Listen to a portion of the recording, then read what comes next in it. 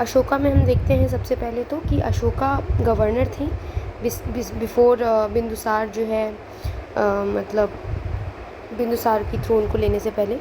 और हालांकि बिंदुसार 272 में, अच्छा ठीक है, तो अशोका ने जो है after 4 years of death of Bindusara जो है थ्रोन को असेंड किया।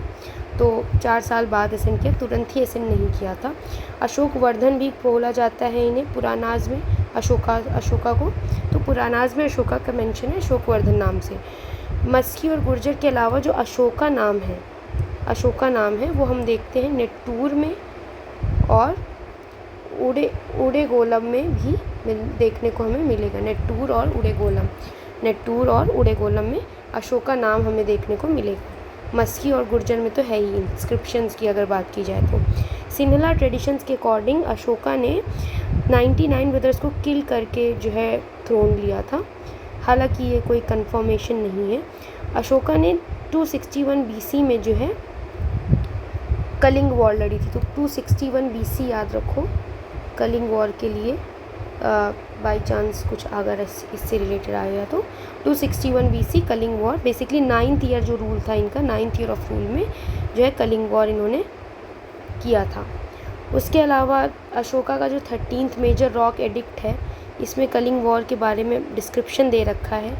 आफ्टर कलिंग वॉर जो है ये पता ही था कि काफ़ी इनका जो बिहेवियरल चेंज हमको देखने को मिलेगा। बुद्धिज़्म अडॉप्ट करते हैं ये, before that he was शैवाइट।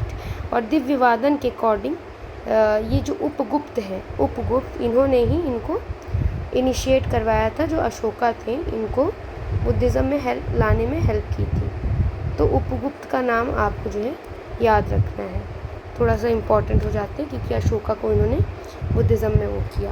9th year में कलिंग वॉर हो रहा है। 10th ईयर में ये बोध गया जाता है क्योंकि यहाँ से इनका बिहेवियरल चेंज हो गया है, सोल चेंज हो गई है, तो जर्नी टू बोध गया हो जाएगी। 12th ईयर में ये निगाली सागर जाते हैं, निगाली सागर।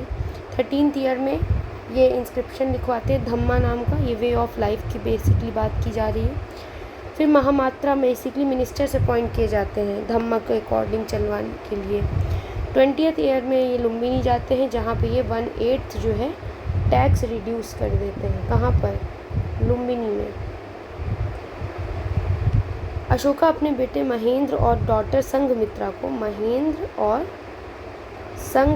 को श्रीलंका भेजते हैं to propagate Buddhism. 3rd Buddhist council कराते हैं पाटलिपुत्र में। 37 ईयर्स तक रूल करते हैं, ये पॉइंट याद रखने वाला है। और 232 BC में डेथ हो जाती है। उसके बाद वीक सक्सेसर्स आते हैं, इंद्रपालिता, दशरथ, संप्रति, तो इनको याद करने की जरूरत नहीं है। लास्ट जो रूलर है उसको याद रखना है कि Brihadratha was the last ruler. और जो मौर्य डायनेस्टी की रेन थी वो 137 ईयर्स की थी। कितनी की थी? 137 ईयर्स की थी। सेंट्रल एडमिनिस्ट्रेशन की अगर हम बात करें तो किंग टॉप पर रहता था, किंग वॉज ऑन टॉप, तो थोड़ा सा सेंट्रलाइज था। एडमिनिस्ट्रेटिव जो भी था, मिलिट्री, तीनों पावर जो थी वो किंग में ही वेस्टेड थी। Administrative, military, judicial, all power was towards king.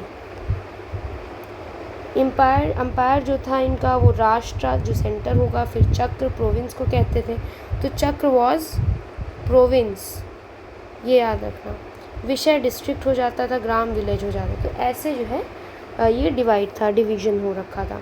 Central administration में देखते थे तो अमात्य होते थे।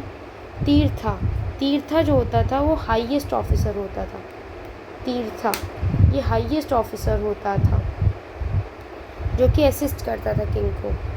तो according to Kautilya the number of main tirtha officer, तो कौटिल्य के अकॉर्डिंग जो मेन तीर्थ ऑफिसर जो टोटल होते थे वो 18 होते थे। कितने होते थे? 18 होते थे तीर्थ ऑफिसर। ये असिस्ट करते थे, हाईएस्ट ऑफिसर माना जाता था इन्हें। उसके अलावा जो मेन ऑफिसर्स होते थे जैसे समहर्ता हो गया, तो एस नाम बहुत मिलेगा। समहर्ता, सन्निधाता, सीता अध्यक्ष। तो सबसे पहले सीता नाम जहाँ आ जाए वहाँ एग्रीकल्चर याद रखो। सीता माता ने एग्रीकल्चर किया था ना, तो वैसे याद रखो कि सीता अध्यक्ष मतलब स्टेट का एग्रीकल्चर डिपार्टमेंट जो होगा। सन्निधाता, अब जो धाता होगा, धातु होगी वो क्या होगी? ट्रेजर में होगी इसलिए स्टेट ट्रेजरर याद रखो, सन्निधाता स्टेट ट्रेजरर। समहर्ता हेड ऑफ रेवेन्यू डिपार्टमेंट, तो सम जो है करेगा, जो सम करता है रेवेन्यू का उसको क्या बोलेंगे, ऑफिसर ऑफ रेवेन्यू डिपार्टमेंट। तो सम से रेवेन्यू याद रख लेना है हमें। तो समहर्ता रेवेन्यू डिपार्टमेंट, सन्निधाता जो है धार स्टेट ट्रेजरर हो जाएगा, सीता अध्यक्ष एग्रीकल्चर हो जाएगा, पान्य अध्यक्ष जो है पान्य से तो याद ही रखना है पैसा कॉमर्स, अक्षपटलाध्यक्ष तो अक्षपटलाध्यक्ष जो कॉम्प्लेक्स चीज़ होती है वो कौन करता है, अकाउंटेंट करता है, तो अक्षपटलाध्यक्ष अकाउंटेंट जनरल हो जाएगा। या फिर अकाउंटेंट कौन है, सूरज है, सूरज क्या है, पतला है, तो इस तरीके से याद रख लो, अक्षपटलाध्यक्ष अकाउंटेंट जनरल। मिलिट्री डिपार्टमेंट में सेनापति आ जाएगा। There were 4 types of armies available during the modern period, infantry, elephant army, chivalry, chariot army. ठीक है, 4 टाइप ऑफ आर्मी अवेलेबल थी, infantry, cavalry, elephant army, chariot army हो जाएगी। जुडिशियल सिस्टम कैसा था, तो 4 तरीके की थी, कैवलरी भी थी, इन्फेंट्री सबसे हाईएस्ट थी। जुडिशियल सिस्टम ऐसा था कि सब अंडर द किंग ही होता था, आफ्टर द किंग जो था वो न्यायाधीश था, तो किंग होगा फिर कौन होगा, न्यायाधीश हो जाएगा, जिसको चीफ जस्टिस भी कहते हैं। वो 2 पार्ट्स में डिवाइडेड था हमारा, धर्मस्थानीय और कंटक शोधन। धर्मस्थानीय, कंटक शोधन। धर्मस्थानीय में नाम ही में धर्म है तो सिविल कोर्ट हो जाएगा, कंटक शोधन अजीब सा लग रहा है तो क्रिमिनल कोर्ट हो जाएगा। अब इंटेलिजेंस सिस्टम भी होता था, तो वहाँ पे मेन स्पाइस को गुड़ पुरुष कहा जाता था। क्या कहा जाता था, गुड़ पुरुष तो छिपके रहते थे मेन स्पाइस। अब अर्थशास्त्र में स्पाइस को क्या बोला गया है, 4 बोला गया है। 4 क्या हैं, 4 क्या हैं, स्पाइस हैं। 4 क्या हैं, स्पाइस हैं। संचार से 4 याद रखो, 4 में जैसे संचार में 4 आता है ना, वैसे ही 4 वाज स्पाइस। तो इंटेलिजेंस सिस्टम 2 टाइप का होता था, संस्था होती थी जहाँ पे फिक्स प्लेस होता था, एक ही प्लेस पे रह के करते थे, और जो संचार होता था वो मूविंग होता था। तो 2 टाइप्स की स्पाइंग होती थी, जो स्पाइंग होती थी वो भी 2 टाइप्स की होती थी, एक फिक्स प्लेस में होती थी, एक मूविंग स्पाइंग होती थी। मौर्य एडमिनिस्ट्रेशन 5 प्रोविंसेस में डिवाइडेड था, प्रिंसेस गवर्न करते थे, 5 प्रोविंसेस में डिवाइडेड था। अब इसमें 5 प्रोविंस कौन कौन से डायरेक्शन के अकॉर्डिंग याद रखना है हमें, उत्तर होगा तो दक्षिण होगा, तो उत्तर पथ में हमको किसको याद रखना है, तक्षशिला याद रखना है, तक्षशिला। दक्षिण में याद रखना है तो हमको किसको याद रखना है, सुवर्णगिरी को याद रखना है।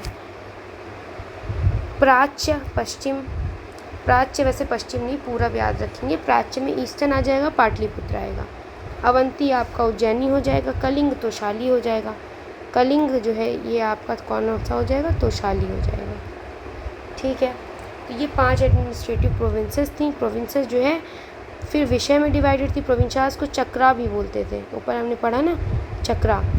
और विषय का जो हेड होता था उसको प्रदेशिका बोलते थे या विषयपति। विषय जो था वो फॉर्म ऑफ विलेजेस, फिर विलेजेस में डिवाइडेड था, जो विलेज का हेड होता था वो ग्रामिक हो जाता था, जो 10 विलेजेस का हेड होता था उसे गोपा कहते थे। तो जब गोपा की बात आएगी तो 10 विलेजेस का जो हेड होगा उसको गोपा बोलेंगे।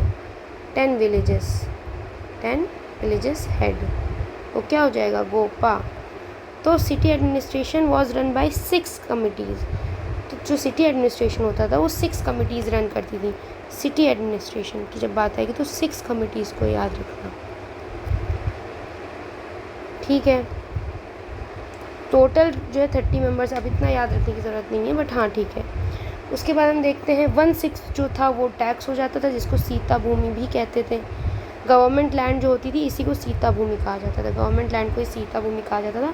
1/6 जो होता था जो भी एग्रीकल्चर में निकलता था उसको जो है बोलते थे हम टैक्स। तो टैक्स हमारा 1/6 होता था। 1/10 जो होता था वो हम इंडस्ट्री और ट्रेड से निकालते, 1/6 तो हम एग्रीकल्चर से निकालते थे। एग्रीकल्चर पे 1/6 होता था, 1/10 हमारा इंडस्ट्री ट्रेड पे होता था।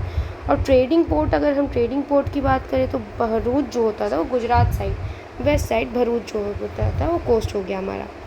टैक्स इवेजन का जो है हम देखेंगे बहुत जो है हार्श पनिशमेंट होती थी, वो थी डेथ पेनल्टी। अगर आपने टैक्स नहीं दिया तो आपको डेथ पेनल्टी हो सकती है। मेगास्थनीज के अकॉर्डिंग वहाँ पे 7 क्लासेस थी, फिलोसफर्स थे, हर्ट्समैन थे, आर्टिजन, सोल्जर, मजिस्ट्रेट, काउंसलर्स, ये सब लोग थे। कौटिल्य ने बोला स्लेवरी प्रेवलेंट थी। According to Kautilya slavery was prevalent. हालांकि मेगास्थनीज ने कोई एक्सेप्टेंस नहीं दिखाया है ऑफ प्रेवलेंस ऑफ स्लेवरी का। जो स्टेटस था विमेन का वो ठीक ठाक था, तो हम गुड बोल सकते हैं। हमें प्रोस्टिट्यूशन के भी एविडेंस दिख जाएंगे। उनको रूप जीवा भी कहा जाता था, तो प्रोस्टिट्यूशन का जो हमको एविडेंस देखने को मिलेगा, उनको रूप जीवा भी कहा जाता था। इसके अलावा हम देखेंगे लोकल आर्टिस्ट थे, यक्ष, यक्षिनी, इन सब चीज़ों को जो है डेवलप किया गया। बस और कुछ नहीं है इसमें I guess. It's mean the statue of अक्नी फाउंड इन दीदारगंज। तो यक्षिनी का जो स्टैचू हमें मिलता है वो दीदारगंज में मिलता है। हालांकि और एक स्टैचू ऑफ जैन तीर्थंकर मिल जाएगा आपको लोहानीपुर पटना में। बस इतना ही हो गया आपका यहाँ से मौर्य डायनेस्टी फिनिश।